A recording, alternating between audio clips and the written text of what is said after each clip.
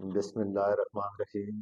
میری طرف سے تمام دیکھنے اور سننے والوں کو السلام علیکم۔ میں آج آپ کو ادرک والی چائے کے بارے میں حیرت انگیز فائدے بتاؤں گا۔ روزانہ پئیں اور صحت بہتر بنائیں۔ کیا آپ جانتے ہیں کہ یہ ایک سادہ سی ادرک والی چائے آپ کی روزمرہ صحت کو بہتر بنانے میں اہم کردار ادا کر سکتی ہے؟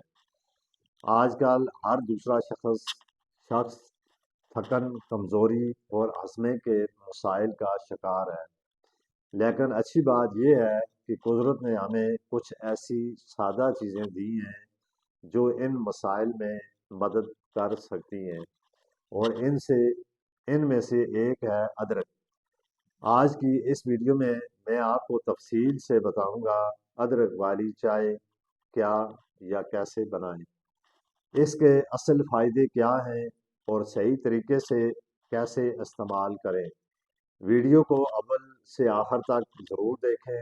اگر آپ میرے چینل پر نئے آئے ہیں تو اس کو ضرور سبسکرائب کریں تاکہ مزید ایسی ویڈیو آپ کو ملتی رہے۔ ادرک ایک قدرتی جڑی بوٹی ہے جو ہزاروں سالوں سے استعمال ہو رہی ہے۔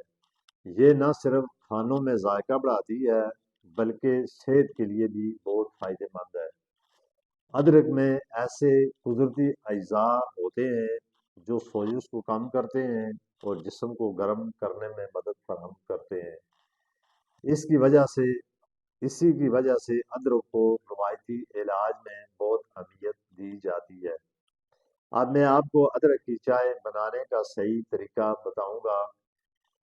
اگر آپ ایک کپ پانی میں اس کو آپ نے استعمال اس طریقے سے کرنا ہے کہ آپ نے ایک کپ پانی میں ایک تازہ ادرک کا ٹکڑا لیں، ادرک کو اچھی طرح کچلیں یعنی اس کو پیس لیں اور اس کا رس نکال لیں۔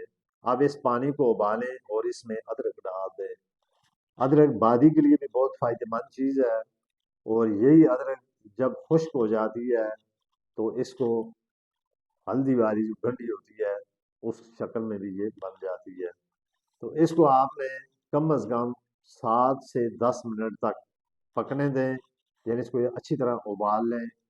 پھر اس کو دیکھیں کہ آپ اس کو چائے میں کسی چیز میں چھان لیں، اور اس کو جس طرح ایک چائے کا ایک کپ ہوتا ہے اتنی تعداد میں اس کو بنا کے تیار کریں، اور اس میں آپ 1 چمچ شہد بھی شامل کر سکتے ہیں۔ پھر اسی طرح اس کے اندر نیمبو ڈالنے سے اس کا فائدہ اور بڑھ جاتا ہے۔ پھر اس میں آپ اگر نیمبو بھی ڈال دیں تو یہ بھی زیادہ فائدہ مند ہے۔ زیادہ دیر تک نہ ابالیں ورنہ ذائقہ جو ہوتا ہے اس کا کڑوا ہو جاتا ہے۔ اگر اس کو بہت زیادہ آپ ابالیں گے یا زیادہ اس کو پکنے دیں گے تو اس سے اس کا ذائقے میں یعنی کڑوا ہو سکتا ہے۔ اب میں آپ کو اس سے حاصل ہونے والے فائدے بتاؤں گا۔ اس سے نزلہ اور زکام میں بہت زیادہ فائدہ ہوتا ہے، یا جس آدمی کو بلغم، ریشہ یا کھانسی وغیرہ یا یہ دمے وغیرہ کا جو مسئلہ ہوتا ہے اس کے لیے بھی یہ ادرک بہت زیادہ فائدہ مند ہے، کیونکہ یہ ادرک جسم کو گرم کرتی ہے اور بلغم کو کم کرنے میں مدد دیتی ہے۔ پھر اسی طرح گلے میں جو خراش ہوتی ہے اس کو آرام دیتی ہے، پھر گلے کی سوزش کو کم کرتی ہے اور دردوں میں آرام دیتی ہے، ہضمہ بہتر کرتی ہے۔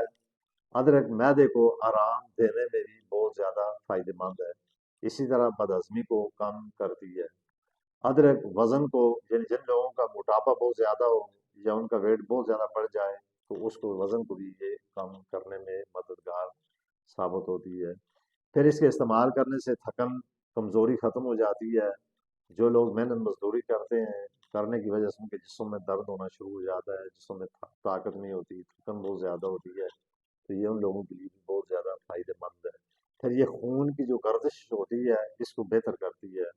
ادرک خون کی روانگی کو بہتر کرتی ہے، اور استعمال کا اب اس کا صحیح جو طریقہ ہے آپ نے اس کو کس طریقے سے اس کو استعمال کرنا ہے۔